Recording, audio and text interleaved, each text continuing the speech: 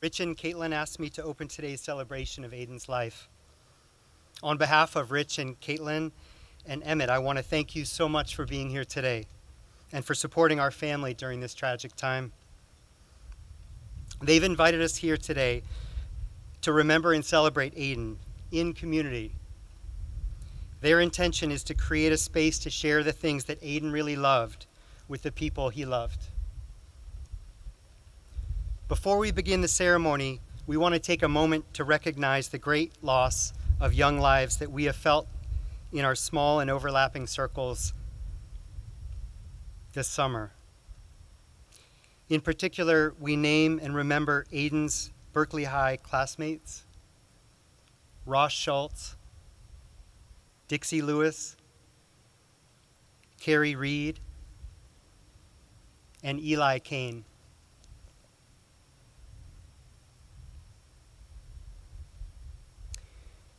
Thank you. I'd like to let you know a couple of things about our program today. So first of all, the program will last about 90 minutes. Feel free to make yourself comfortable throughout the program. I take inspiration from my sister, Aidan's Aunt Margaret, who has developed an access statement for her presentations in which she says, please feel invited to use this space in whatever way is accessible to you. So for us, that might mean moving around, stretching, taking a walk in the garden, using the bathroom, seeking shade, or getting a glass of water. Also, we know that those concrete bleachers aren't that comfortable, so don't feel obligated to sit there for the duration. I'm going to let you know a few perfunctory things. There's a water station in the Edible Schoolyard just at the top of the stairs. Feel free to go and get water. The bathrooms are located behind the stage, to my left and to my right. There are also 4 guest books, and the family would like you to sign in. That would be really appreciated. Although we're outdoors, I see that most people are wearing masks. That's fantastic, a really good precaution. If you're not wearing a mask, I would encourage you to wear a mask while we do the sing-along aspect of the program. There will be sing-along opportunities. I know that Aidan would have loved that group singing is on the docket today. If it wasn't, he probably would have made us do a sing-along. So Aidan had a unique way of being in the world, and we've all tried to bring a wide range of things that he liked a lot into this program. We're going to hear stories from Aidan's close friends and his mentors, and we're going to hear songs that meant a lot to Aidan, performed by his friends, his teachers, and his collaborators. One thing I've been reflecting on is how much Aidan loved being a big brother and how much it shaped the way that Aidan was in the world. Throughout his entire life, Aidan was really clear about his own passions, and he had a lot of them. But at his core, the most important things in his life were people and music.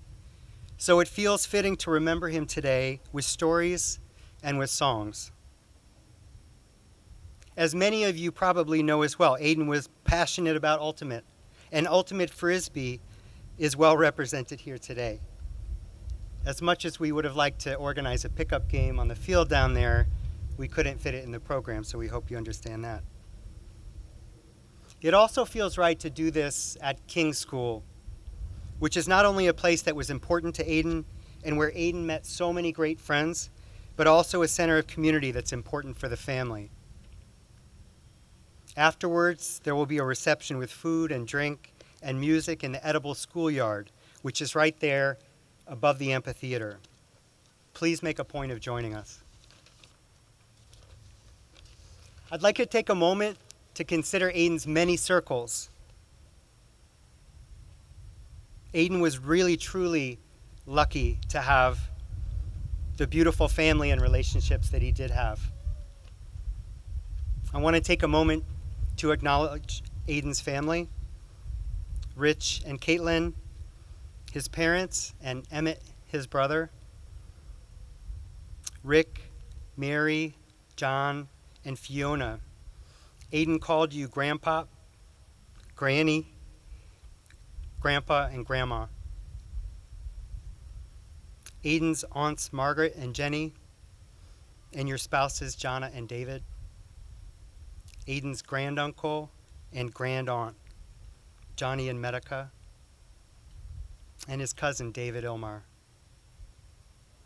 Now, Aidan had a lot of cousins too, so we also salute his broad cousin community. What a family, full of love and talent, all of which meant a lot to Aidan. Aidan was also incredibly lucky to have so many amazing teachers and friends in the schools he attended, including the Berkeley School, Rosa Parks Elementary, King Middle School, Berkeley High, and Carleton College. Aidan was also a part of so many wonderful communities, and we want to acknowledge how much you did for Aidan. Camp Keto, Albany Little League, Albany Fire baseball team, Bay Area Disc Association camps, the YCC teams Aftershock and Red Dawn, Berkeley Haiku, Berkeley High Jazz Ensemble, Youth Musical Theater Company, Berkeley Playhouse, Ultimate Peace, and the Carleton Cut and Syzygy teams. Thank you also to the many, many other people in this community who touched Aidan's life. Neighbors, friends, and colleagues of Rich, Caitlin, and Emmett, who are supporting them today. Aidan was a curious, joyful, funny, passionate, and courageous young guy. He lived each day of his life this way. He was lucky to be surrounded by so much love in his life, and we feel so thankful to be surrounded by all of you as we grieve his death right now. Most of all, I want to recognize all that each of you have done to shape, guide, and bring joy to Aidan's life. And so we'll begin our program today. I'd like to invite Phil Gorman, Aidan's longtime piano teacher, to the stage.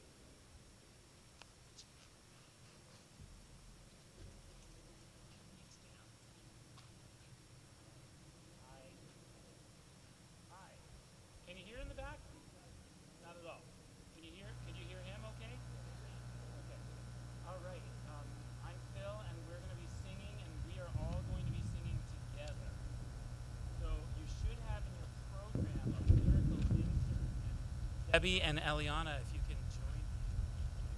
Awesome.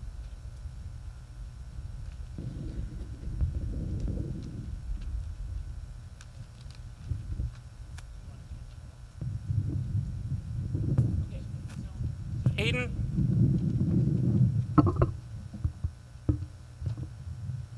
Aidan certainly would have wanted us all to be singing, and thank you, you got me. You can hear me now? Okay, so we're all going to be singing. We're going to be singing this as a trio. There's a 3-part insert on your program. For those of you who read music, sing along, pick your favorite vocal part.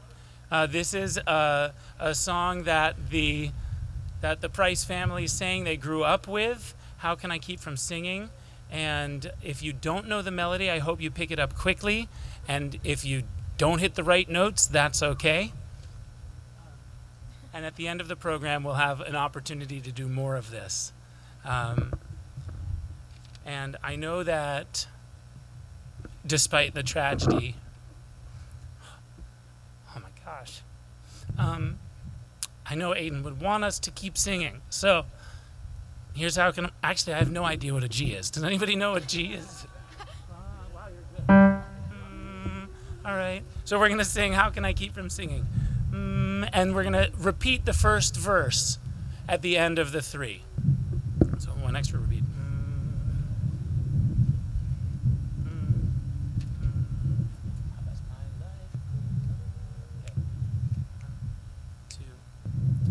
My life goes on in endless song above earth's lamentation. limitations. I hear the real, though far off hymn that hails a new creation. Above the tumult and the strife, I hear its music ringing. It sounds an echo in my soul. How can I keep from singing? While though the tempest loudly roars, I hear the truth, it liveth.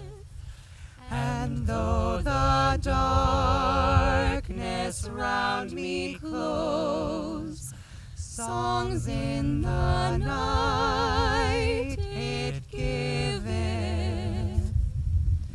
No storm can shake my inmost calm, while to that rock I'm clinging. Since love is Lord of heaven and earth, how can I keep from singing? When tyrants tremble sick with fear, and hear their death knell ringing, when friends rejoice both far and near, how can I keep from singing? In prison cell and dungeon vile, our thoughts to them go winging. When friends by shame are undefiled, how can I keep from singing?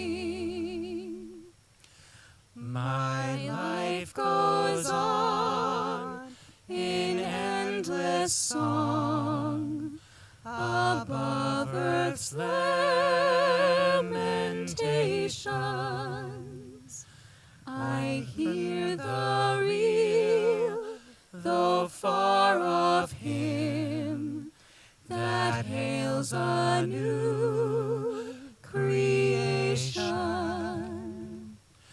Above the tumult and the strife, I hear its music ringing. It sounds an echo in my soul. How can I keep from singing?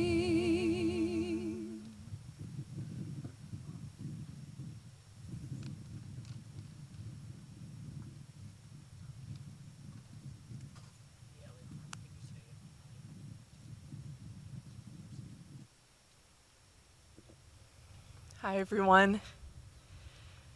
My name is Diana, and I knew Aidan from both Berkeley High School and from YMTC. I first met him in 2019, and then somehow we found ourselves doing show after show after show. He came to a production of Next to Normal that I was playing cello in, which turned into many, many conversations about the music, which was very typical of whichever show Aidan was obsessed with at the moment. Phil approached me to play an instrumental version of the finale from this show as a tribute not only for Aidan's love for musical theater, but also his curiosity and creativity with arranging and composition. But since this version will not include the lyrics, I just wanted to read you a small portion of the lyric. Day after day, wishing all our cares away, trying to fight the things we feel, but some hurts never heal. Some ghosts are never gone. But we go on. We go on. Day after day. Give me clouds and rain and gray. Give me pain if that's what's real. It's the price we pay to feel. The price of love is loss, but still we pay. We love anyway. Day after day, we'll find the will to find our way, knowing that the darkest skies will someday see the sun. When we open up our light, sons and daughters, husbands, wives can fight that fight. There will be light.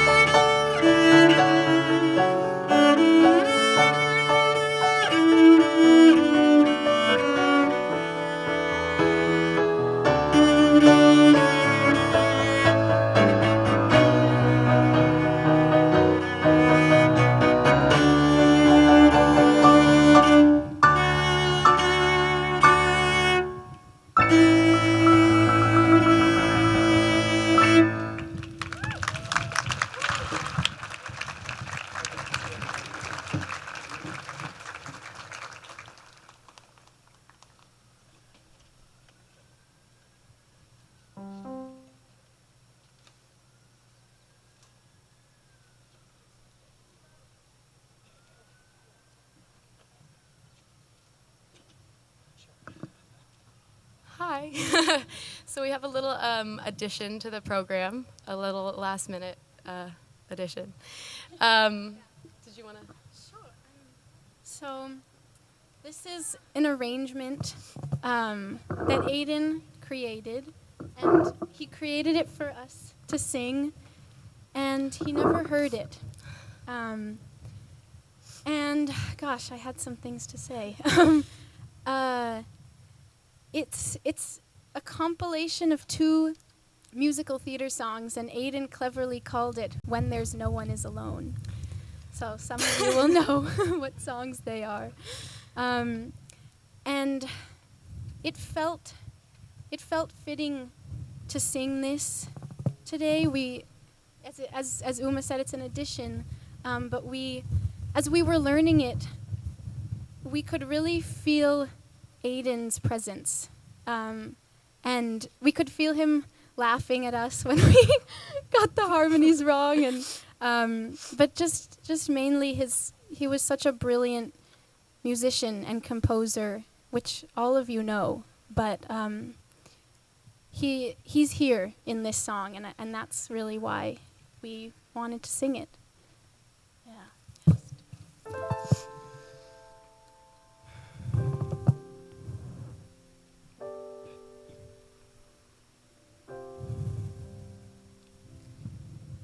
When there's no one, there is darkness. All the light that used to shine, that once was mine, no longer glows, and there is no sun. When there's no one,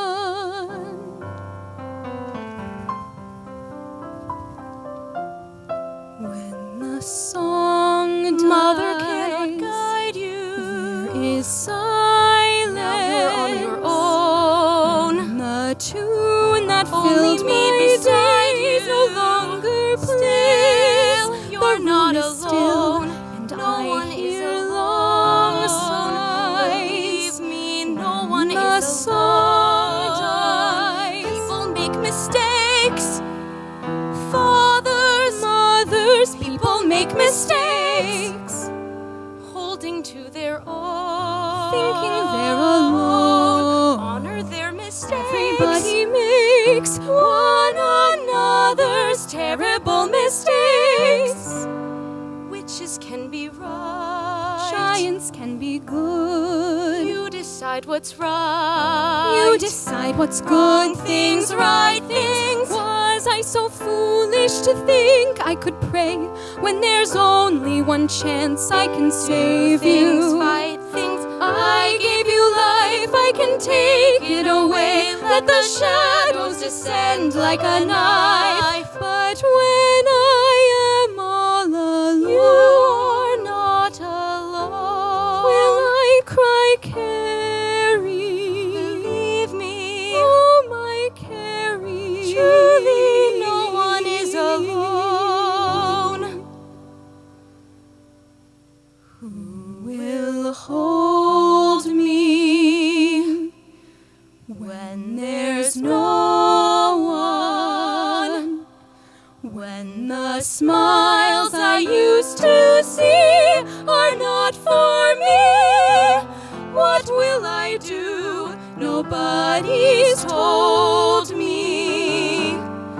Who will hold me? Just remember, someone There is is on no your sun. side. When there's no one.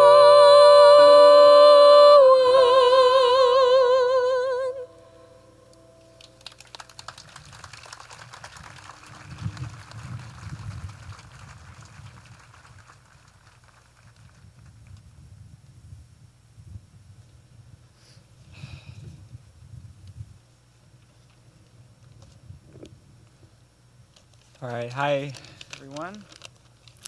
My name's Will, and a lot of you probably aren't going to recognize me. First of all, I live in Portland, Oregon. Second of all, I was in a much earlier part of Aidan's life. He and I first met in first grade. We went to Berkeley Montessori, now the Berkeley School, together. And, it's funny because when he and I first met, there was a serious clash of personalities. He and I were sort of enemies. I was scared of everything, and he was super outward in just about every way. And, I'm not exactly sure. I think it was at the end of the year, there was this map-making project. And he and I got put together, and we had to work together. And, not to toot our own horn, but we knocked it out of the park. And then that summer, we, of course, had to keep making maps. I don't think they still do it, but at IKEA, you could buy a roll, like a 50-foot roll of butcher paper. And we would draw the entire rollout of like this series of like islands, a little rental car agency here and a lumber yard here and a shipping. I can't tell you how many thousands of shipping containers I drew on those maps, but we did it. We drew it all down to the T. And that was kind of it, Second grade comes around, coming to school, and we'd like play with blocks every day at lunch. And he and I were best friends. And after that year, we stopped going to school together. He went to Rosa Parks. I stayed at TBS. But we kept on being best friends. We hung out a bunch up until I moved away to Portland after middle school. And, looking back on Aidan's life, it's amazing how much of a positive presence he was in my life. He had the motivation to do just about anything. And he was always up for literally like whatever. He played a huge role in bringing me out of my shell as a kid, and he was always the out-of-school friend that I could rely on. Long after he and I didn't go to school together. He was the only friend I could consistently count on as a kid to cheer me up and be there for me and really have my back through thick and thin. Even though he and I were super different, and then our respective friends were super different, we were the two guys that got each other. It really made our friendship special. And so throughout those years hanging out, we did a lot of random stuff. He was, we'd get into these intense Mario Kart competitions, or we'd just like randomly dig tunnels in Minecraft. Or, we learned how to ski together, and then, afterwards we'd run around in our long underwear pretending we were ninjas.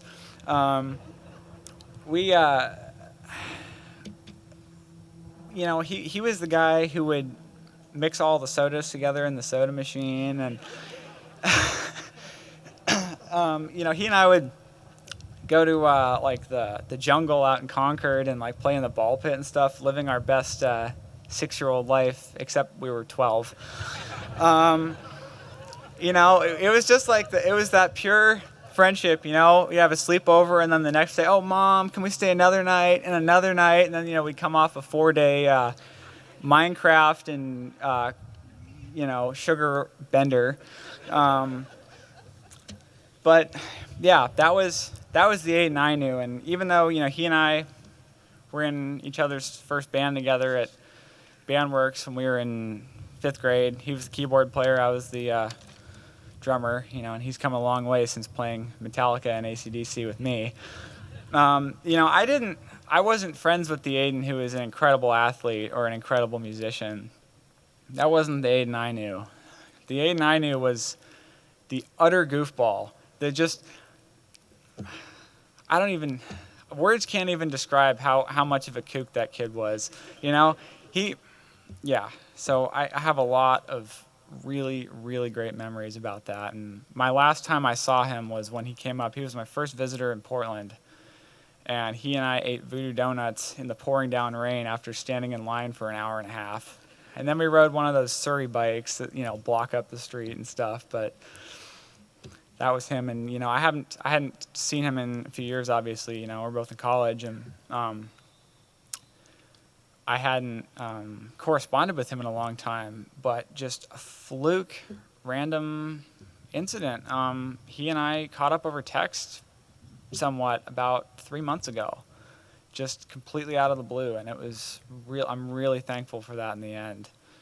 And I'm just really thankful for the positive, presence that Aidan had in all of our lives, whether it was, on a sports standpoint, a family standpoint, a mix all the sodas together standpoint. Aidan was Aidan, and that's what mattered.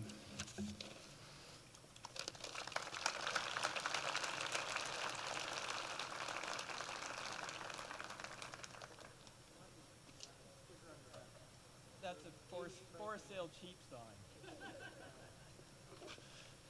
I do have a sticker on my back. Is it still there? People have been putting these Kick Me stickers on me since my earliest memory. My name is Monty, and greetings, family and friends of Aidan Price. I last saw Aidan a week before he died. I was coaching a baseball game at University Village, and in the middle of the third inning, Aidan showed up to say hi. I have no idea how he wound up there that day, but I was really happy to see him. We shared a few laughs at some of my stupid jokes. And then because I'd coached him 3 or 4 years in baseball, I randomly asked him, I said, Aidan, what's your favorite baseball memory that we share? And he thought about it for a second, and he gave me an answer that was really a surprise. I thought he was going to say his favorite memory was when he was about 9 years old. The team that I coached that he was on, the Orioles, won the AA championship 2-1 in an extra inning game, probably one of the best games ever played in Albany Little League. And I think Riley was the winning pitcher in relief. Riley, where are you at? Was that you who won that game? Good work, Riley. And after that game was over, we circled up in right field and felt what it was like to be a champion for about a second. And then I asked the kids, what's the real meaning of the fact that we won this game? What does it really mean? And Aidan was among the first kids to say it doesn't mean anything. And he was right, because the real meaning is in the practicing, the hard work, the striving to get better. That's what's meaningful, not just a game. And Aidan at 9 or so had a pretty good concept of this concept. So that was not his favorite memory. So I thought his favorite memory might be a couple of years later when he was on an opposing team from my team. And I remember he played catcher all game, and in the course of 6 innings, he picked off and threw out 3 of my base runners. And I'm still pissed about it. And I remember seeing Aidan throwing these guys out, and I remember hearing the umpire shout out. And I remember that Aidan didn't do some crazy victory dance as a typical 10 or 11-year-old would do. I remember that Aidan did not assume the body language of a belligerent bully, which is so commonly seen. Aidan was just happy. He was happy and calmly confident. And what was particularly disturbing is, in my memory, he was playing for the Yankees that year. Riley, is your dad a Yankee fan? You can tell your dad that's the only thing about him I don't like. But that also wasn't Aidan's favorite memory. And I was thinking Aidan's favorite memory might be a few years later when he was 12 or 13. And he was on a team that I coached that played 2 playoff games in the same day. And that's never I don't think that's ever happened in the history of the universe. But that did happen for us, for whatever reason. And because we won the first game, and because we used a lot of pitchers in that game, we only had 1 pitcher available for the second game. That was Aidan. And in the second game, we were playing the number 1 seed, as I remember. And because the number 1 seed was the number 1 seed, they didn't play an earlier game earlier in the week, so all their pitchers were available. We had only Aidan. And I remember when Aidan was walking to the mound in the first inning, there was no hesitation in his steps. There was no sloping of his shoulders. There was no, what the F am I doing here, body language. It was this confidence, optimism, with a dash of gratitude of having the opportunity. And as it turns out, the opposing team, the number 1 seed, they brought in a special ringer just for that game, which I found really irritating. And every time this ringer came up, first base was unoccupied. And so I gave Aidan the intentional walk signal, which is something like this. Vulgar, but impossible for the kid not to pick up. And sometimes when I give the intentional walk signal to 12 or 13-year-old kids, they glare at me with anger like I've insulted them. But that was not Aidan. And sometimes when I give an intentional walk signal, the kid just says, F you, Coach Monty, throws strikes anyway until they give up an extra base hit, which is fine because I love saying I told you so. But that wasn't Aidan. What Aidan did was he took a deep breath and he walked the ringer on 4 pitches. And he did it 3 or 4 times that day. And he did it because he's such a good teammate. And that's one thing that I always remember about Aidan. And part of being a good teammate is you recognize that everybody has their role, and you owe it to everybody else on your team to play that role to the best of your ability, even if it's uncomfortable. And that's what Aidan did. And as it turns out, pitch by pitch and out by out and inning by inning, we ground down the number 1 seed, and ultimately we beat him. Good work, Aidan. But that wasn't his favorite moment. But Aidan got really good at baseball, and I see kids get really good at baseball for a couple reasons. Sometimes they're bribed and coerced by the parent to practice a lot, but that wasn't Aidan. Sometimes the kids are total losers, and they commit to a sport so they can at least be good at something. But thank you for not pointing at me, by the way. But that wasn't Aidan because he was so good in so many things. And so Aidan was good because he just really loved to play. He understood the connection between practice and performance. He loved to be on a team. He loved to be a good teammate. And he never let the score of the previous game mess him up. And most of all, he just had a lot of fun. And so a week before he died, I asked him, I said, Aidan, what's your favorite memory of baseball that we shared? And he thought about it for a second, and he gave me an answer that was a total surprise. And he said, it was about halfway through some practice. We just had a water break. All the kids are sitting in the middle of the infield, and apparently I ran toward them, and I slid adjacent to them, and I stood up, and I said, let's work on sliding. And Aidan said, that was so unexpected. It was so cool. It was like a scene from a movie. It was fantastic. That was my favorite moment. And the truth is, I have no memory of that moment. Not even a vague memory. And it reminds me that in baseball and life, there's a lot of great moments. We don't always remember them. But I will remember sharing a lot of good times with Aidan. And we're all similar in that blessing.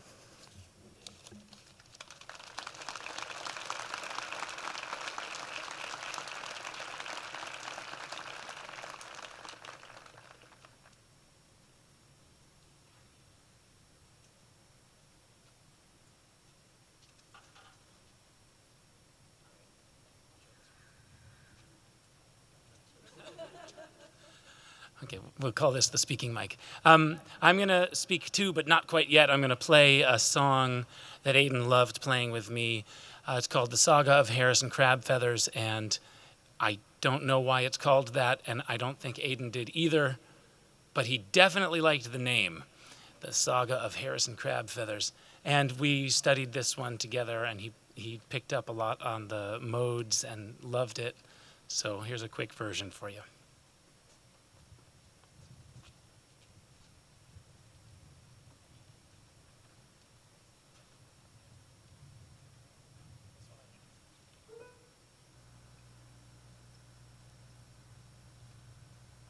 I think he was about 12 or so when he started playing this one.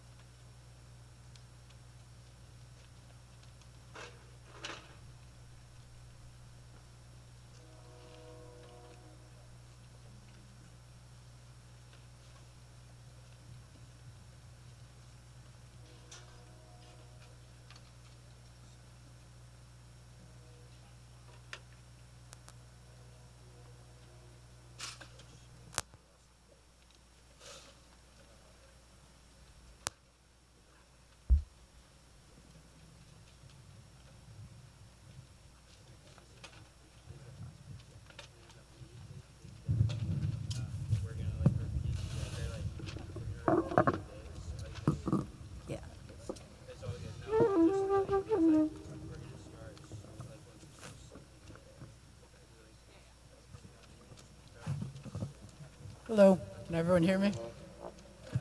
All right. Now it's come time to honor the jazz portion of Aidan's life. I have the pleasure of being joined on stage by two of Aidan's amazing musical mentors, Ms. Boyles and Miss Klein.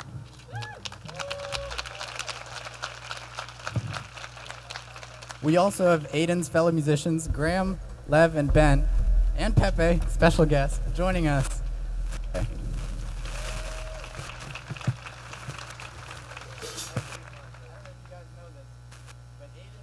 Absolute power. Hey, Max, come in. Aidan was an absolute powerhouse of a lead trumpet player. Yeah. His lead chops were on display like nothing else on a Dizzy Gillespie chart the BHS Jazz Ensemble played called Tintindeo.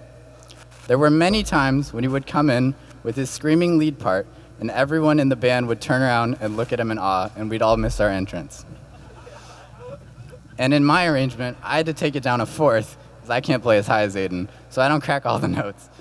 So this is Tintindeo for Aidan Price.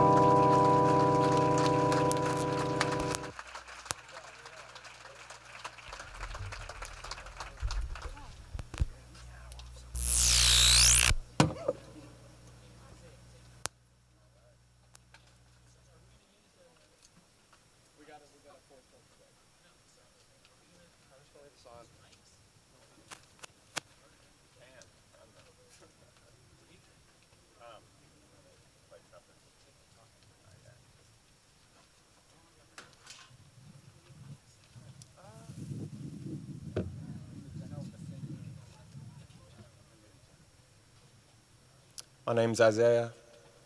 I had the pleasure and honor of knowing Aidan for years and playing trumpet with him in the Berkeley High Jazz Ensemble. And you know, there's little to be said that hasn't already been said about, you know, what an incredible human being he was. You know, his joy, his sincerity, his humor. He was one of those people who almost scared you a little bit when you first met them, because you felt like they had to be a front, because they couldn't be that way deep down. And then the longer you knew him, the more you realized that that's who he truly was. And yeah, like I said, it was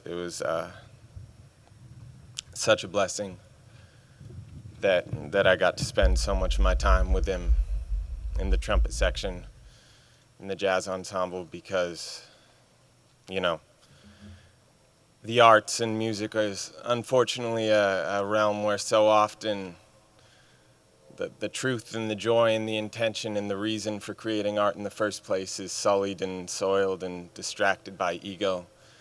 Yet every time you walked into the band room and you saw him and you talked with him and you played with him, he was a steady reminder of, you know, the true reason everybody was there. Because he did it because he loved it. And he reminded me every single day, and is still reminding me to do it because I love it, and to never need any other reason. So we're gonna fly now, the theme song from Rocky. We played this as a trumpet section to wake people up for Reveille at Cazadero my senior year when Aidan was a junior in the band. We got Max Nierlich and Jose Tamayo, members of that same trumpet section. And we're going to try and do his memory justice. Thank you.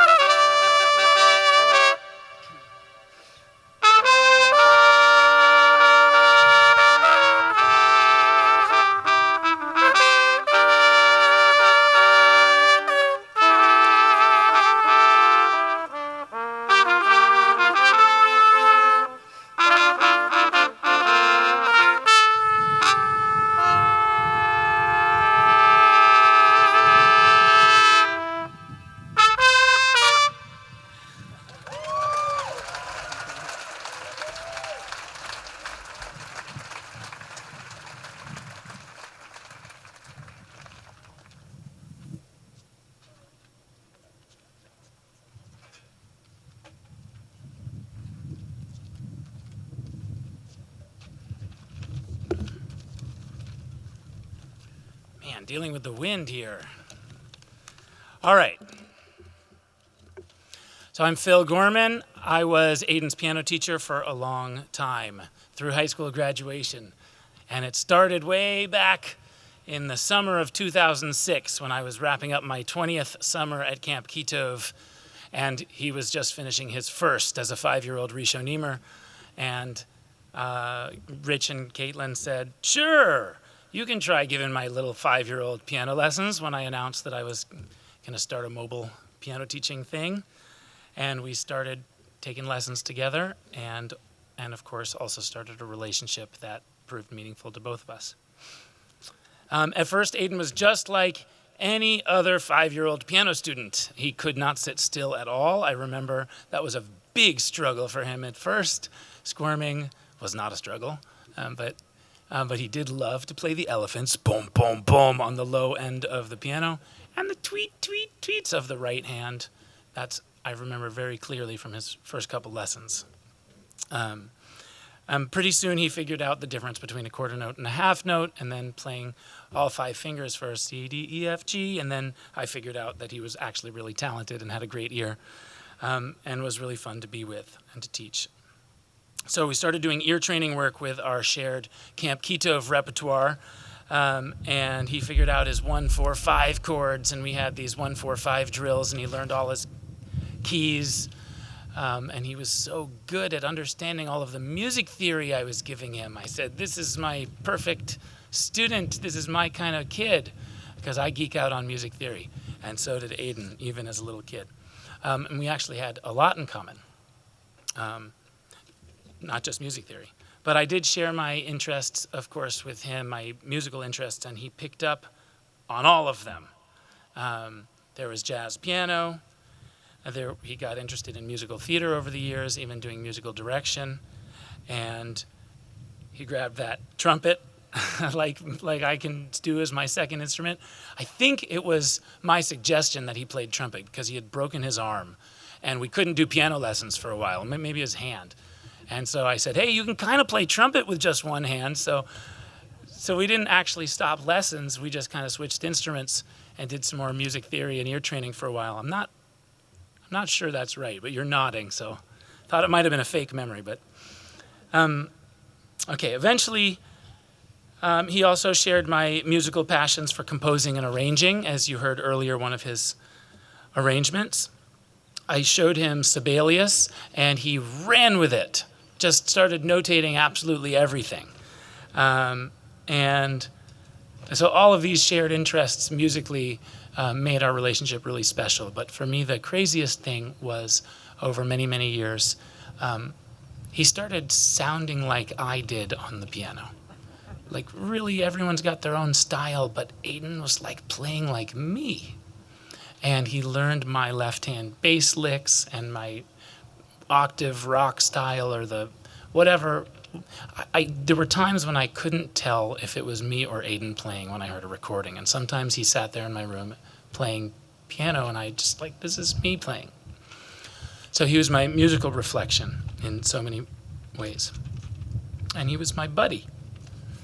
I would pick him up from Bart for our lessons sometimes, and we would talk about his friends or his frisbee or his baseball or his crazy teachers, all of whom you've seen snippets of today. And I took him to see Herbie Hancock at Zellerbach, and he showed me his music and introduced me to Snarky Puppy, who I grew to love, and lots of crazy obscure musicals like Bonnie and Clyde. And he said, you have to watch this, Phil. You have to watch it. And every week that I didn't, he was like, Phil, when are you going to? So that was, in reminiscing recently with my mom, she reminded me if we were talking on a day that I was going to teach Aidan, I was always excited. It was always a happy day. It was an Aidan day. So it was a win-win, our relationship. But I'd like to highlight one piece that isn't in today's program, but evokes a lot of memories for me, one particularly strong. He worked on Over the Rainbow for many years, but I'd picked a really complicated arrangement for him with thick, luscious chords and lots of blue notes and tenths. And I couldn't play the tenths, but luckily he had really big hands, so they were no problem. Side note, actually, we had a shoes off policy, so he would always take his shoes off at the door, and my wife, Jody, said probably somewhere around middle school. He's like, those are not your shoes, Phil, they are too big. Sorry for all of the music stands. Anyway, he could handle the tenths was the point. And, okay, so he spent his time learning over the rainbow. And there was one particular lesson when he had just mastered it. And I don't mean just the notes and the rhythms, but the feel also. He really had a gift for understanding and playing with feeling more than most kids, more than most people. And this one particular day, he stretched the pauses just so and accentuated the tempo changes and the dynamics. And I sat there just listening, thinking this kid is really playing music, really beautiful music. And he finished the song, and I let the silence linger for a second and said simply, play it again, because I just wanted to hear him play. And it was a gorgeous moment. I'll miss my Aidan lesson days, and I'm thankful that he was a constant in my life for nearly 15 years. Thanks.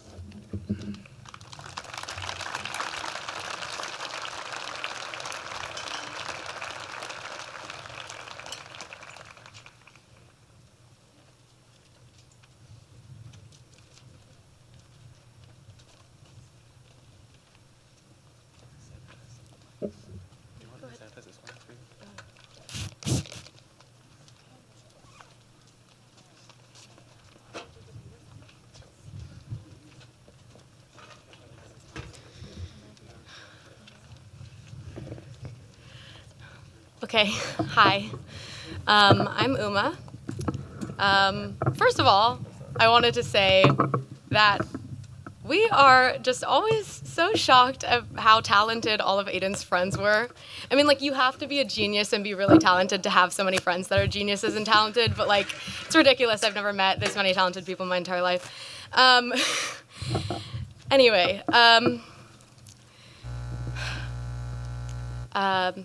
sorry.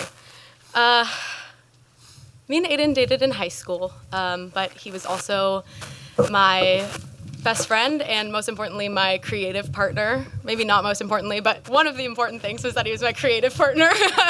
And the first musical that I ever directed was with him, and we worked on a lot of projects together, and I honestly can't imagine directing a musical without him as my music director, which is probably an issue because I'm in school for directing.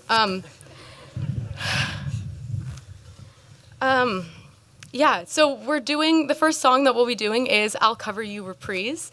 I actually fought really hard for this to be on the program for a number of reasons. First of all, he loved that song. I had a playlist for him when we were dating, and somehow 2 versions of that one song were on the playlist. And it was not a very long playlist, so I don't know how that happened. And more importantly, I feel that he really embodied this song. Aidan was one of the most loving people that I've ever met in my entire life. And he really taught me what it meant to love somebody. And there's a line in the beginning of the song that goes, live in my house, I'll be your shelter. And I feel that Aidan really was that for so many people. The way that he loved people made them feel really safe, and it made them feel like they had a home in them. And that's what this song is about. And Eliana said it beautifully the other day. She said to me, Aidan really made me feel seen. That is, if I could have one thing that I could say that embodied Aidan, I think it's that.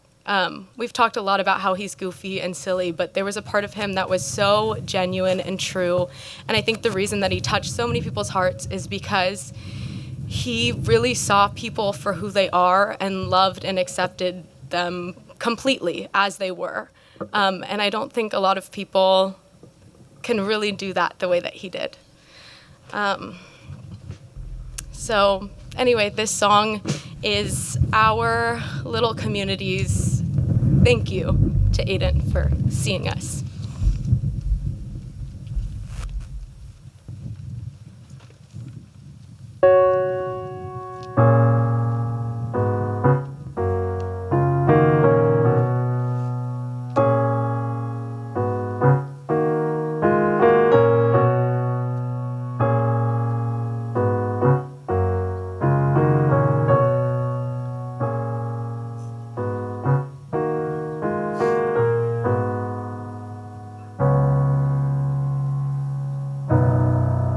Live in my house,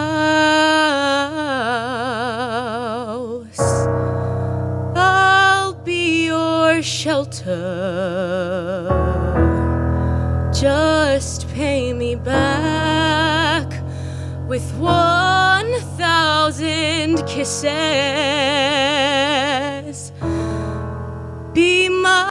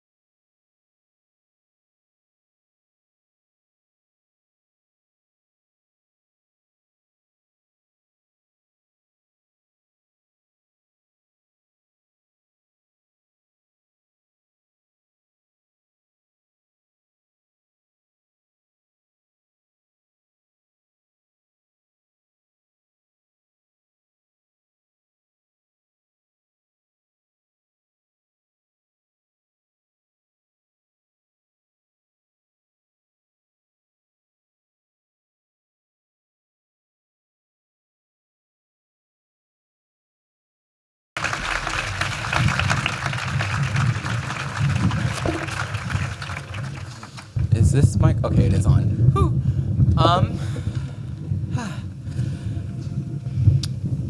So we all got to know Aidan pretty well through musical theater and Berkeley High, variously. Like Uma said, he was our assistant music director for Carrie and Rent. He would always sit in his little corner right by the piano, all by himself, really. And there was always a lot going on in the rehearsal room. Everyone would be talking over the director. The directors are talking about where one person should be standing, costume, like discussing so many things, and it can be very overwhelming. And I remember just being able to look at Aidan from behind his little piano, and he would just give me a reassuring smile or like acknowledging the tension in the room or anything. And somehow just from one little look, I knew that everything was going to turn out fine. And I think that rings very similar for all of us. So next, we are going to sing the song of Purple Summer from Spring Awakening. This is another song that Aidan would gush over constantly. He would just randomly insert it during a conversation and be like, "Oh, do you hear the one little harmony like at the beginning of this one song?" And you're like, "Aidan, I have no idea what you're talking about." But sure. And yeah, it was one of his favorite songs. It mainly means, or what I understand it to mean is,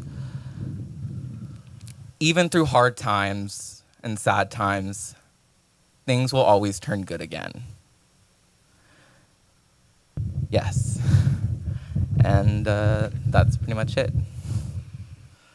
Thank you.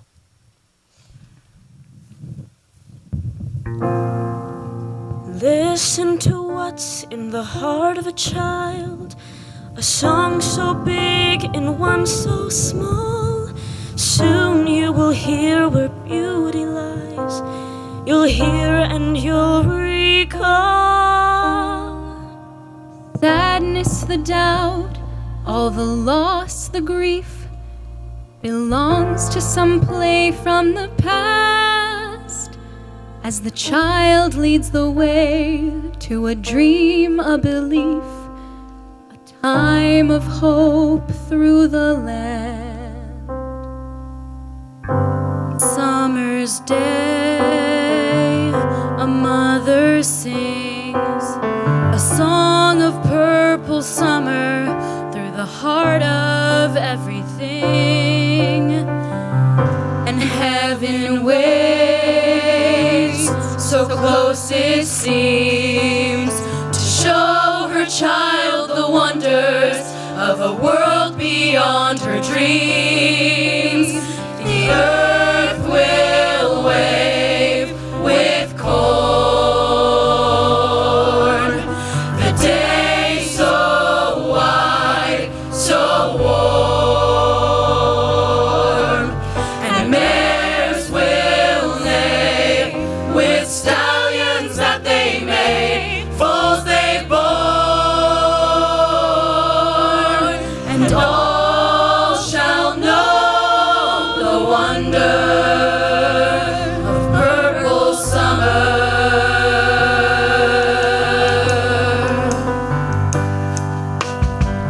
And so I wait, the swallow brings a song of what's to follow, the glory of the spring. The fences sway, the porches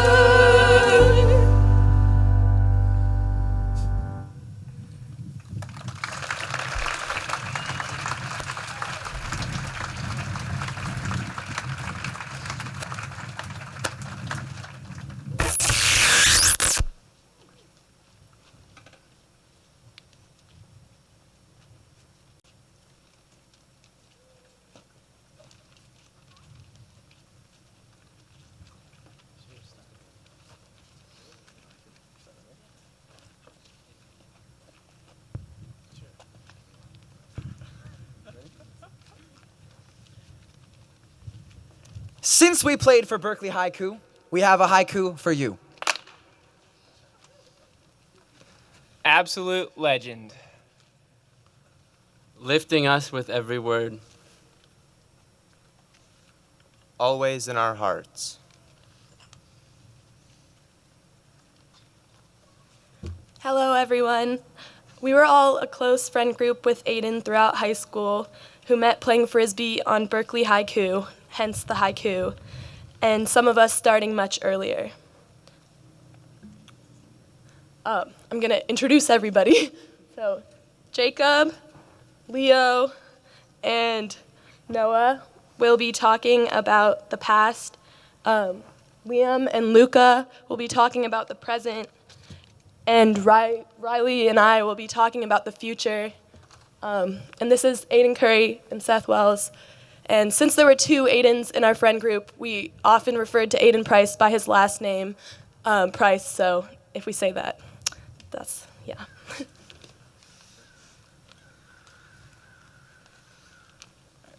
Hi, I'm Jacob. I met Aidan in 6th grade, became really good friends with him in 7th grade. If you knew Aidan, you knew that he was a really big idea guy. He had a lot of really grand ideas that maybe aren't so practical, but he would convince us we would do anyway. And one of Price's biggest and best ideas in middle school was the world-conquering event we referred to as LDOS. It's way less cool when we admit that that simply stands for last day of school, but we thought it was way more like secretive and awesome.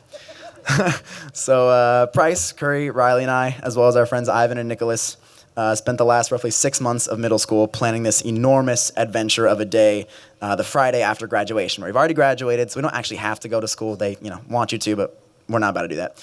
So we planned this really big day this Friday. We were going to ditch school, ride around on our bikes, go to like 50 corner stores and stock up on just garbage for food, violently throw Frisbees at each other, scale some school buildings, vandalize some stop signs, whole lot more awful stuff that I should probably stop talking about.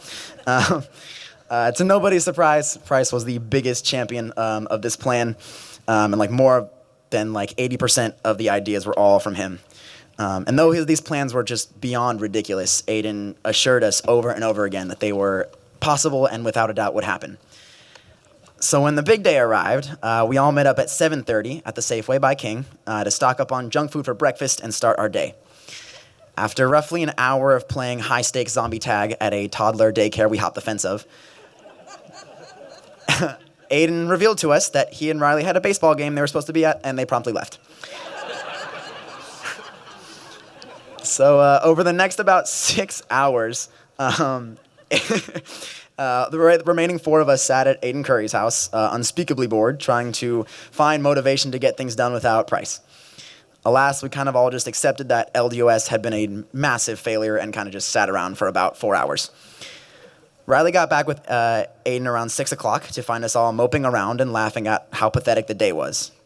Price took a minute to look at us and consider this failure of a day, and suddenly picked up 2 baseball bats from his bag and told us to follow him across the street to the park.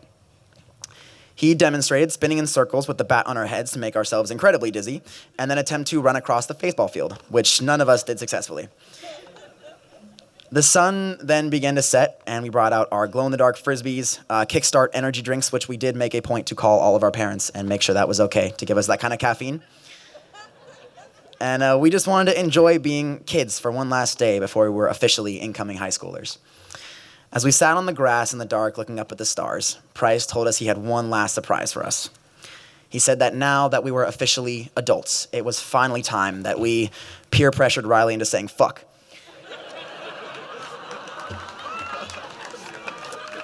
I can still remember the amount of excitement we all had when after a minute of chanting and cheering, that special, special word came out. We all laid on the grass looking up at the stars for almost another hour, just soaking it in. And even though the vast majority of that day was rather unremarkable, Price changed our entire memory of that day with just an hour or 2 of laughter and stupidity, going from being an overhyped disappointment to one of the absolute best days of my life.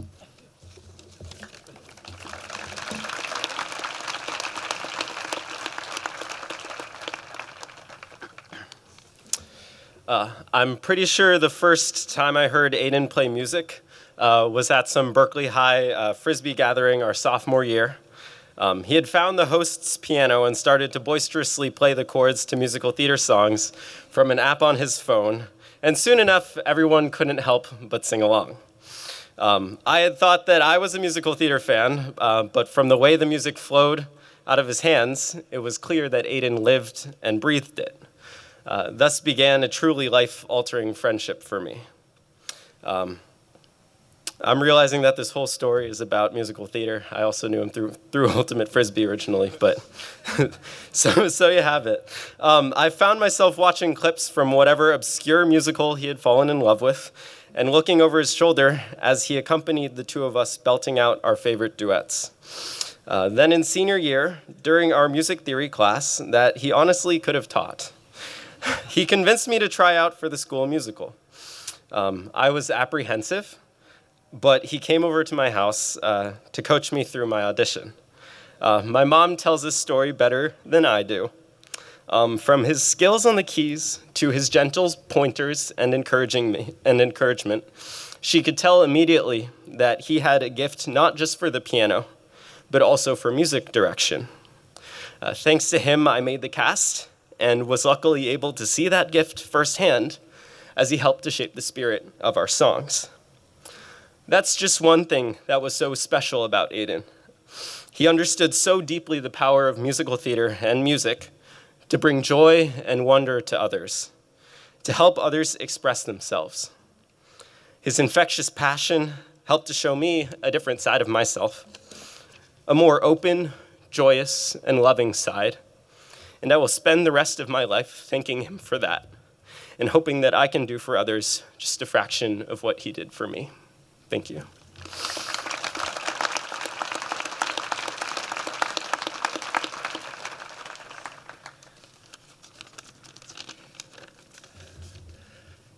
Aidan injected humor and lightheartedness into the culture of every Ultimate Frisbee team we played on, coming up with the craziest cheers and always reminding us that our mutual love for one another was the reason we played.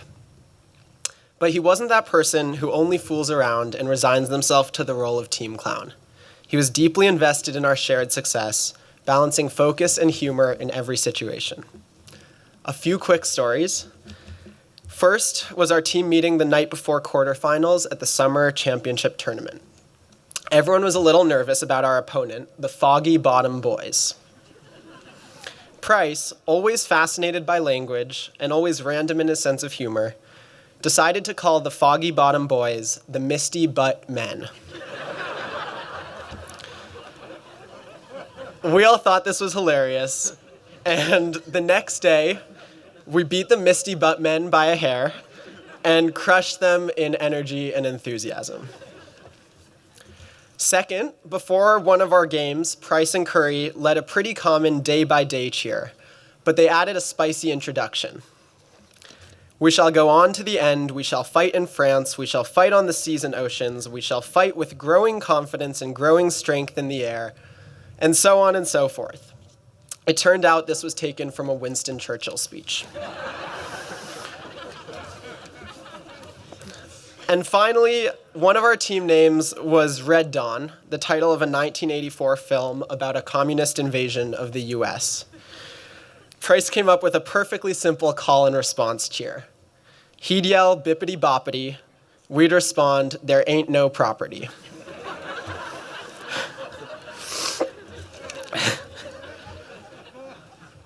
Price was truly the heart and soul of every single high school Ultimate Frisbee team I played on. He lived joyfully, and he shared an unbelievable amount of joy with me and so many other teammates. Thanks.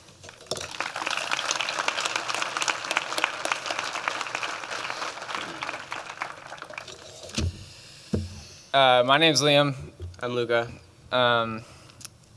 So last summer, our shared excitement of bikepacking with Price led to take a few of our friends here on a trip through Petaluma County. And one day we stopped for drinks and lunch and stuff at this tiny market in Cazadero. And when we had all finished shopping and come outside, it was revealed that Price had bought one of those like whistling Nerf footballs. And it didn't really matter that we were biking 8 hours a day and couldn't really throw it. Like, according to Price, there was plenty of time to do that. And you may be wondering where he managed to find space for this football because our bikes were completely packed with stuff. And the answer is his NAM net. It's also where he stored countless other random things like his toothbrush or chain lube. And if you've ever bike packed with him before, you know what it is. If not, a NAM net is literally just a cargo net, no difference whatsoever, but it got dubbed the NAM net by Price because it looks like the nets on the helmets of soldiers in Vietnam. Completely random, but to this day, the name has stuck. And he had some brilliant plan to improve the net and to make it into a wildly successful business. Liam and I were never super clear on how the net would stand above his competitors, but most of it seemed to rely on the name itself and the marketing. It was things like this that we dearly missed on our recent bike trip. The highs were still high, if a little bittersweet, but the lows were a lot lower without Price. Continental divide passes are a lot harder when you're not being pitched 5 potential business ventures all at the same time.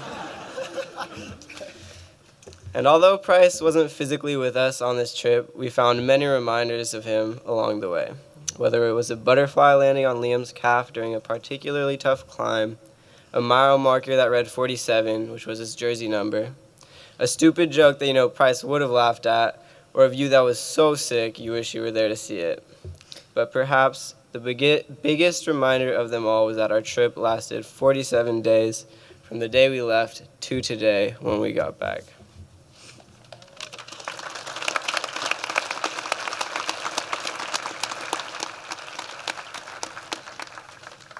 Hello.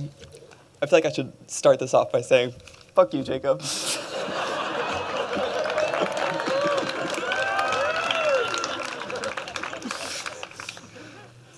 Aidan lived in the future.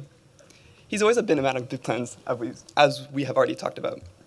He used to call me really late at night, about once a month, to give me a speech about the future. Generally, it was about Frisbee. He'd tell me, it's time for me to get in shape. And then he'd explain this 1 month long, complicated workout routine that he wanted both of us to start while I was in LA, while he was in Minnesota. We never got around to doing that. But he wouldn't stop there. We had always shared the dream of playing together on the world stage. He'd say, I can't wait to play with you and Leo on the U24 Worlds team. I can't wait to play in the Olympics. He was my hype man. He believed in me when I didn't believe in myself. He'd set goals for us, so we had something to work on, even if those goals were outrageous. Even back in middle school, he'd tell me, Riley, Frisbee will be in the Olympics. One day, you and I, we are going to play on that team, and until then, we are training every day. Now let me remind you, he would call me late at night, around 2 a.m. I was in Los Angeles, he was in Minnesota. You can do the math to figure out how late he stayed up. All I'm thinking about is going to bed, and he's trying to convince me to train for a marathon. And it would work. He would get me excited about Frisbee all over again. I'll miss getting to share that drive with him. I'll miss always having him there to hype me up. I'll miss being able to share accomplishments with him. Truthfully, it's hard to think about the future without feeling like something is missing. Everything starts to remind you of him. You might think of some play on words he would like, and you'd have pick up the phone and open iMessage before you realize that no one is on the other end of the text you're about to send. But the future isn't all bad. The future reminds us of what he's left behind. It reminds us of what he's given to all of us. I got to spend 15 years of my life, and it's an understatement to say that he has shaped me into who I am today. He taught me to be unapologetically myself. Now, to be totally honest, I shouldn't be the one talking about fashion. But Aidan used to come to school in a bright green t-shirt with even brighter red shorts. And if it was cold out, he'd throw on this ginormous blue tie-dye hoodie and call it a day. It was like he was in a competition with himself to see how hard he could clash colors. So maybe his fashion sense isn't something I want to carry with me. But he's taught me to be comfortable in my own skin, and that will stay with me forever. He has taught me to enjoy life to the fullest. There wasn't a single moment where he wasn't having fun or bringing fun to others. One day in freshman year, him, Jacob, and I, we went to Trader Joe's for lunch. And he inexplicably bought a chocolate cake, challah, potato chips, and a bunch of drinks. Then later that day in English class, he had the entire class saying prayers over the challah and singing happy birthday to our teacher whose birthday was 2 months prior. He was not very amused. And he forgot to buy utensils. I personally think he planned it that way, so that we all had to eat the cake with our hands. But let's just say the cake was gone by the end of class. He taught me how to show love. The famous price hug. There aren't words to describe the price hug. But bigger than the hug itself is showing your friends you love them. I've learned through him that you can never show enough love to the people you care about. No matter how many presents bought, hugs given, I love yous uttered, you can always continue to show love. That endless affirming type of love is something I'm grateful to have been given the gift of, and it has allowed me to survive. I know this, but to everyone up here, I love you. To everyone out there, I hope you know this too, but I love you. And to Aidan, I know damn well he knows this. I love you. I will always love you.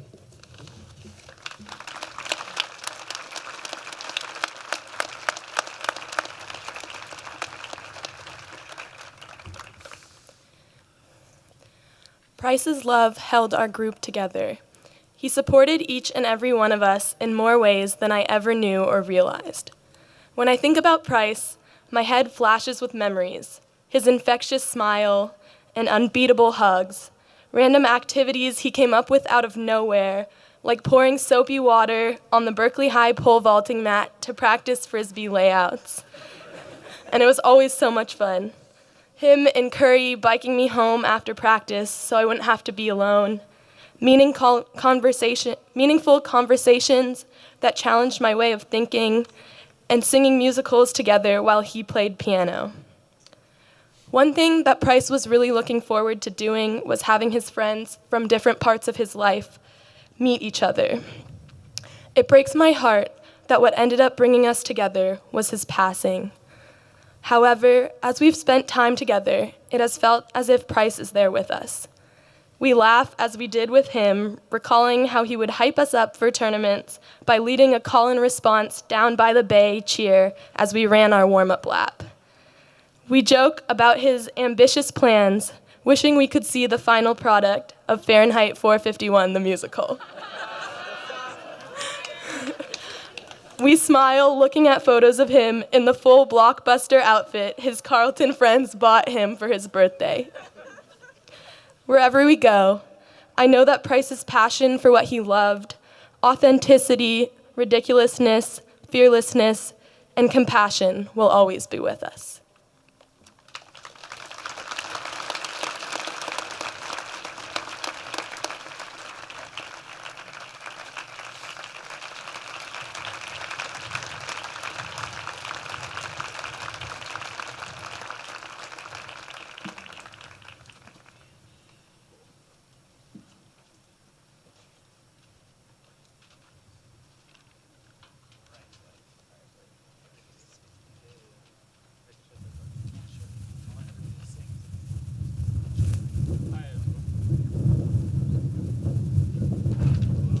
Hello? Oh, wonderful. Hi, everyone. It's so wonderful to see you all here today. My name is Zev, and I overlapped with Aidan in the Berkeley High Jazz Ensemble, as well as in his musical theater communities. And one of the things I loved the most about Aidan was the absolute infectiousness of his joy.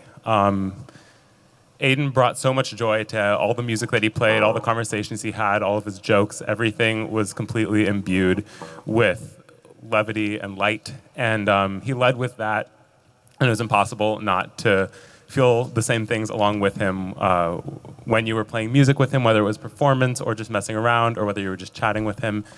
So in the spirit of fun and in the spirit of light, this next song is going to be one that I think a lot of you will know. So get those masks on, get ready to sing along. If I point the mic towards your section, I want you to sing loud. You can get up on your feet, you can clap your hands, you can dance, you can do all sorts of things. I would love to have some fun with y'all. For Aidan, remember to mask up. And yeah, I want to know which section knows the words the best, all right? Just a small town girl, living in a lonely world. She took the midnight train going anywhere. And just a city boy, born and raised in South Detroit. He took the midnight train going anywhere. Let's dance.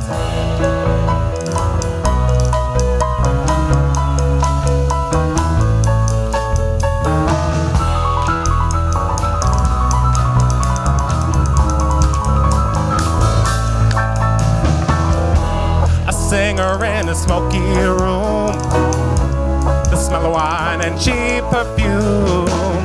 For a smile they can share the night. It goes on and on and on and on.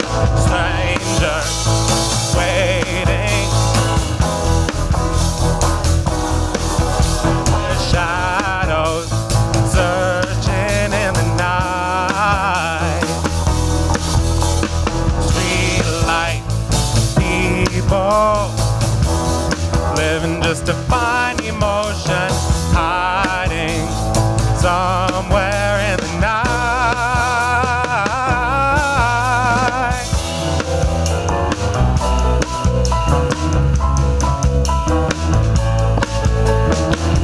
Working hard to get my feel.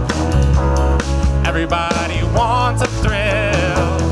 Paying anything to roll the dice just one more time. Some will win, some will lose. Some are born to sing the blues. Oh, the movie never ends. It goes on and on and on and on. Strangers waiting up and down the boulevard. Their shadows searching in the night. Street light people living just to find emotion, hiding somewhere in the night. Take it away, Connor. Woo!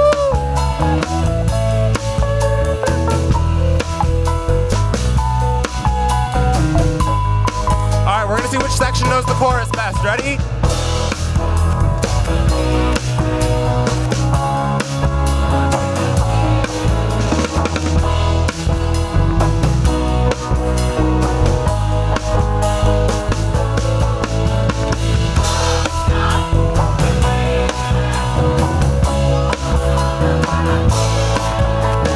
Streetlight people. One more time, everybody. Don't stop believing. Hold on to that feeling. Streetlight people. Don't stop.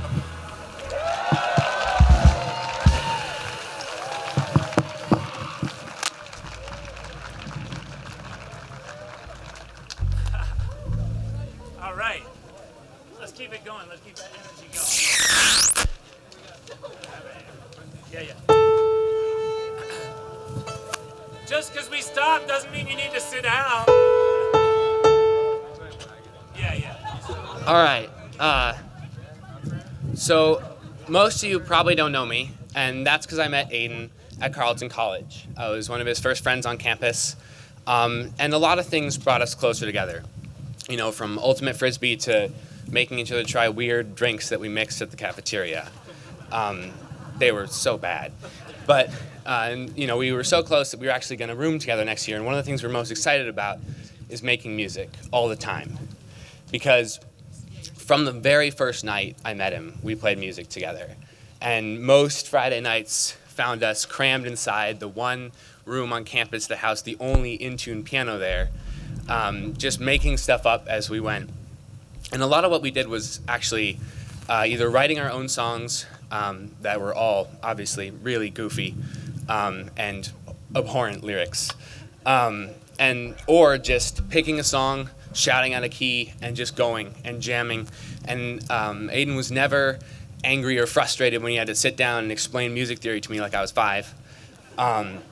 He always just made the music come alive in a way that I'll always be thankful I was there for, basically, because when we would write a song or play something we already knew, we'd sort of, I put out the chords, and he and I would come up with silly lyrics, and then he would just take the piano keys and breathe life into it, and just make beautiful music, even if it was about, Southern stereotypes, or a song that had completely improvised lyrics.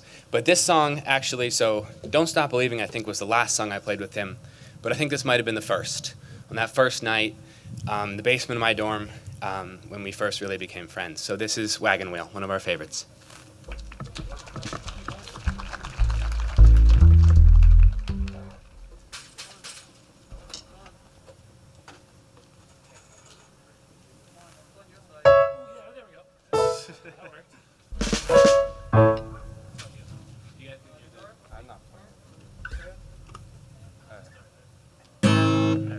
Cool.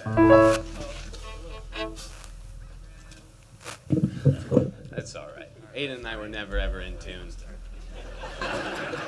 It's been put forth as an idea that something we do for him at Carleton is make sure all the pianos are in tune, because that was a constant source of frustration for him.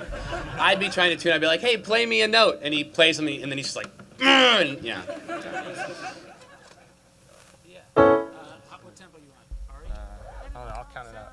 Okay. Yeah. 1,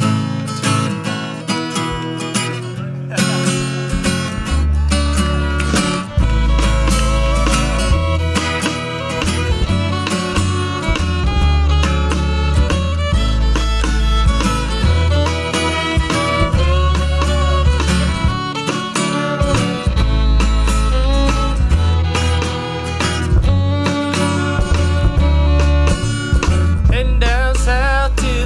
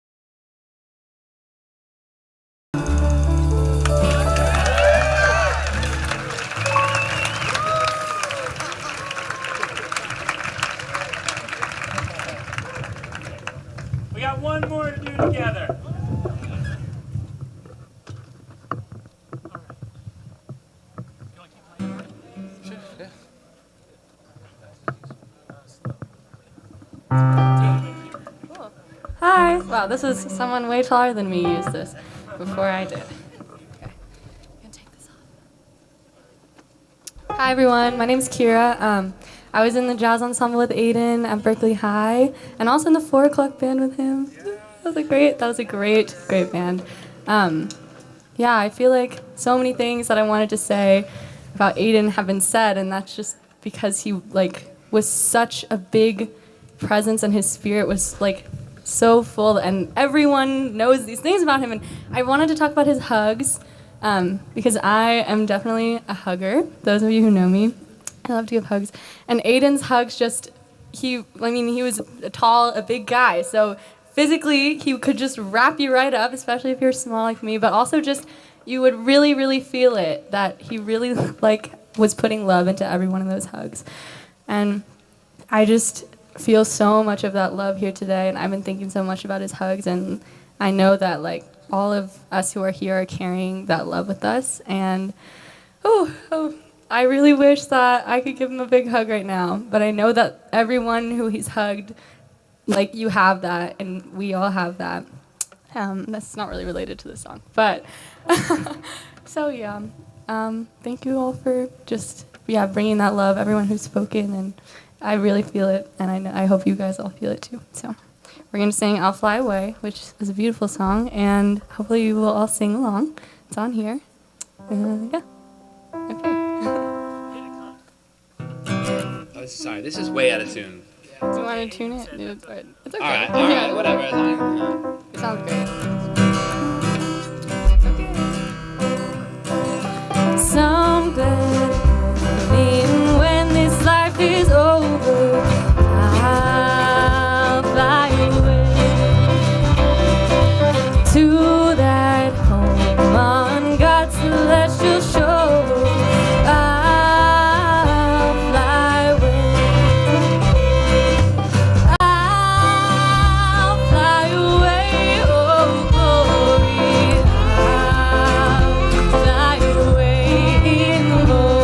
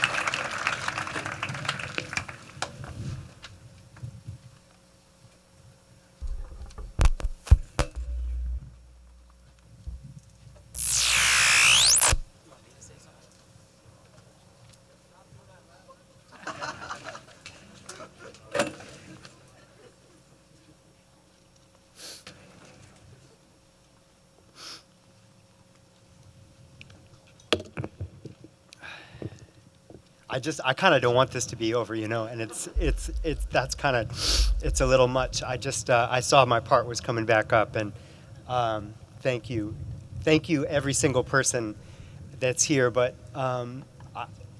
I guess I didn't really know what to expect with your stories and what everybody brought, and it's just beautiful.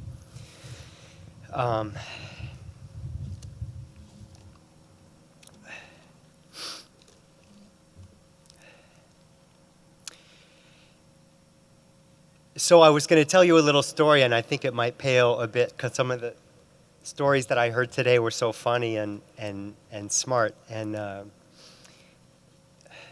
full of love, you know. But I'm just going to do it. So here we go. I wanted to tell you a little story that is not really a good story because it doesn't go anywhere, but it's how I picture Aidan. And when Rich called me and told me that he died, I just, I kind of just saw him just like that, you know? And so I guess that's where we're going right now. So in 2012, Aidan went to Camp CeeLo. It's in North Carolina. And Caitlin and Jenny had gone there when they were kids, and they sent their own kids there later on. And I was spending kind of a part of my summer nearby there. So Rich and Caitlin asked me to pick Aidan up and hang out with him for like a few days. And, well, I was late. I guess that runs in the family. And I'd been around there a lot, actually. I'd been around the CeeLo community, but I wasn't really familiar with the camp. And I parked up there and started walking around. And there was like a teenager kid there, so I asked him, I said, I'm picking up my nephew, Aidan Price. And he said, okay, I think he's in the dining hall. So I found my way in there, and this is a pretty casual place. I don't think anybody was wearing shoes. But sure enough, there was Aidan. And he didn't see me first, I saw him first. And he was sitting around a lunch table with all these counselors, you know, that are older than him. And I don't know, I think he might have been 11 years old or something like that. So he's sitting around this lunch table, just cracking up, totally a part of the crew. And he saw me, and he came over and he brought me in. And the first thing he wanted to do was introduce me around and get me settled in there, you know? And it just was like there was a thing, and he naturally made me a part of it. And I had an agenda for the day. I was supposed to pick him up and take him somewhere else. So he didn't really hesitate. I think that's one thing about Aidan that we heard a lot today that's true. You know, that's true about Aidan. He never, he loved bringing people together, and he never really hesitated to collide his worlds together. I think that was one of the things he just really loved. So I think that he thought that we were going to sit there like all afternoon, hanging out. But he was like the last person left at camp. There was no other campers there. And they were kind of waiting for him to go. So he was totally in his element. And I think he had totally not considered that he had to leave camp. Like this is really the last day. And my hunch was confirmed when I said it's time to load up, and we went over to his tent platform where he was staying. And he totally wasn't even packed. Like, there was like chaos, but it was just one camper's stuff. And so it wasn't that hard to load him up.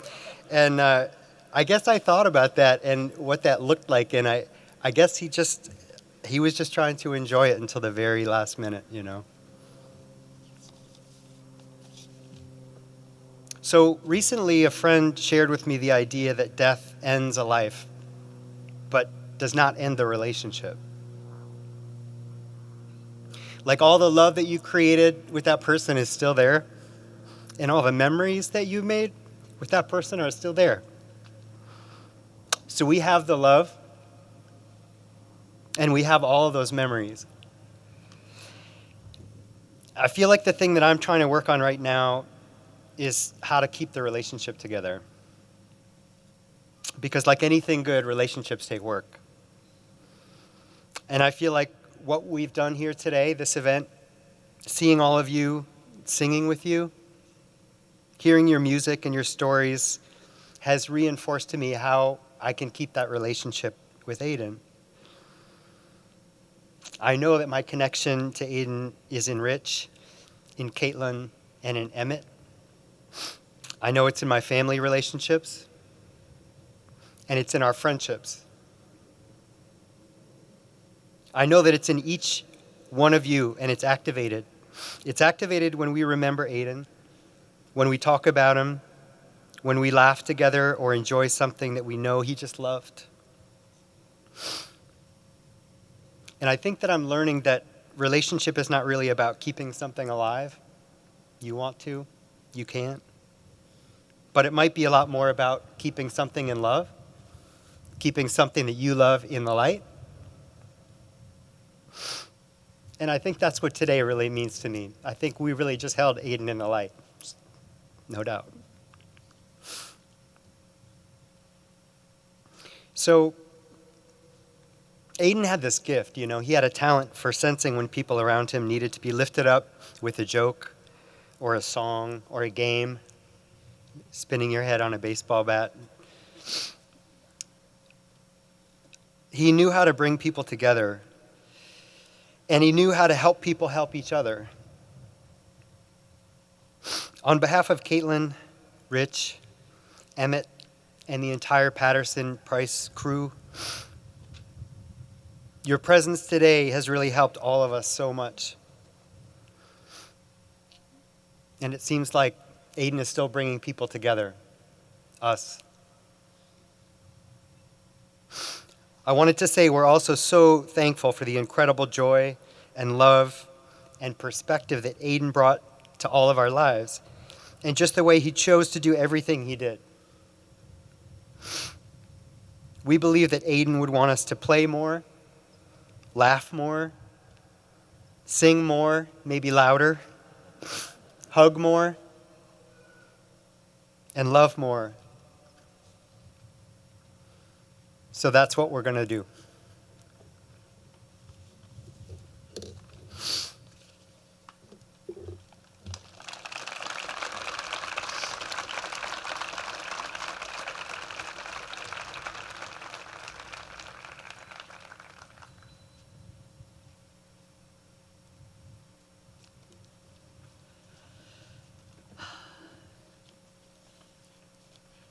Hi, everyone. I'm Jenny Patterson. I'm Caitlin's sister and Aidan and Emmett's aunt.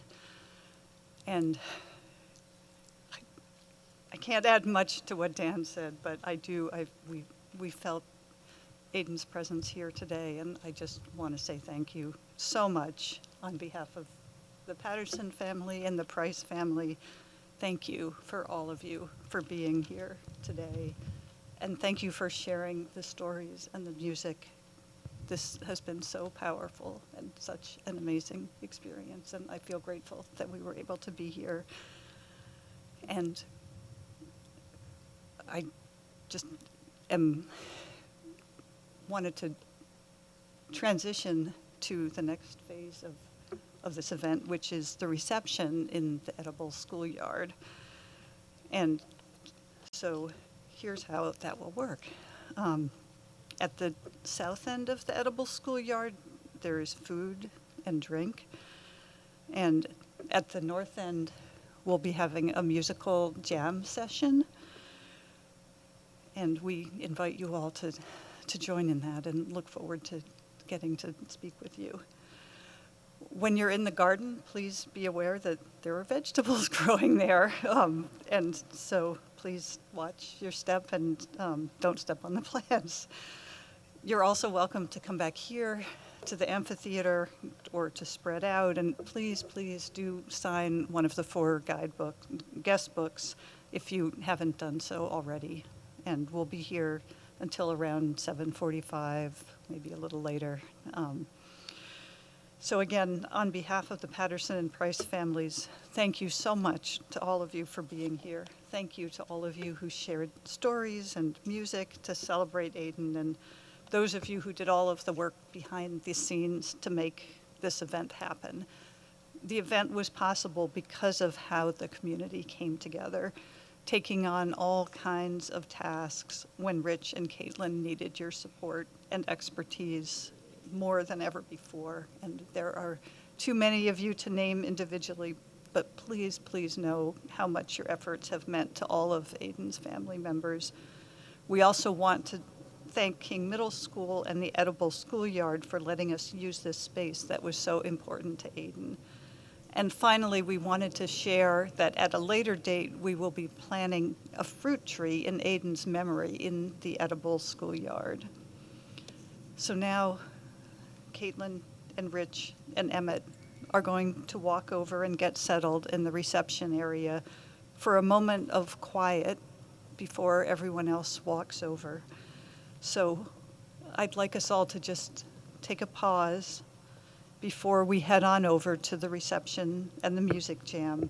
And so all of the rest of us will enter through the south gates. And again, thanks so much to all of you. And let's just take a moment.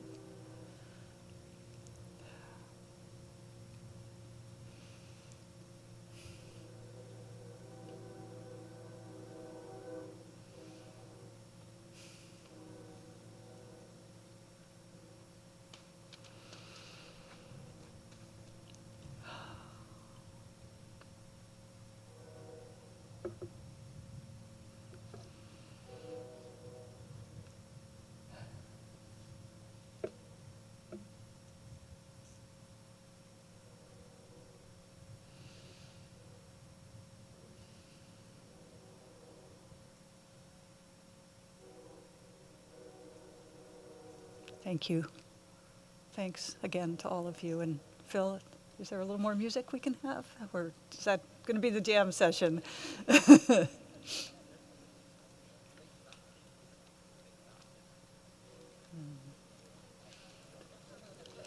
So we can move up the stairs and into the reception.